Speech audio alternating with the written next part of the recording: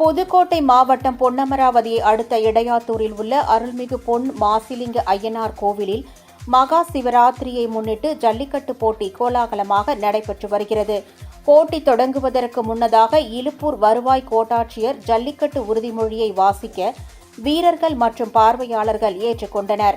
இந்த ஜல்லிக்கட்டில் புதுக்கோட்டை மாவட்டம் மட்டுமன்றி மதுரை, சிவகங்கை, தஞ்சாவூர், திருவாரூர், திருச்சி, திண்டுக்கல், தேனி, ராமநாதபுரம் உள்ளிட்ட பல்வேறு மாவட்டங்களில் இருந்து 850 காளைகளும் 300 மாடுபிடி வீரர்களும் பங்கேற்றுள்ளனர். இந்த ஜல்லிக்கட்டு போட்டி 8 சுற்றுகளாக நடைபெறும் நிலையில் வாடிவாசலிலிருந்து ஒன்றன் பின் ஒன்றாக அவிழ்க்கப்பட்ட காளைகள் துள்ளி குதித்து சீறி பாய்ந்தன. மாடுபிடி வீரர்கள் காளைகளுடன் மல்லு கட்டி தழுவினர். இதனை ஏராளமான பார்வையாளர்கள் ரசித்து வருகின்றனர். இந்த ஜல்லிக்கட்டில் சிறந்த முறையில் காளைகளை தழுவிய மாடுபிடி வீரர்களுக்கும், நீண்ட நேரம் வீரர்களை திணறடித்து களமாடிய காளைகளுக்கும் மிதிவண்டி, கட்டில், பீரோ, டைனிங் டேபிள், சில்வர் பாத்திரங்கள், ஃபேன், மிக்சி, குக்கர், கிரைண்டர், வெள்ளி காசு, ரொக்கப்பணம் உள்ளிட்டவைகள் பரிசாக வழங்கப்பட்டு வருகின்றன.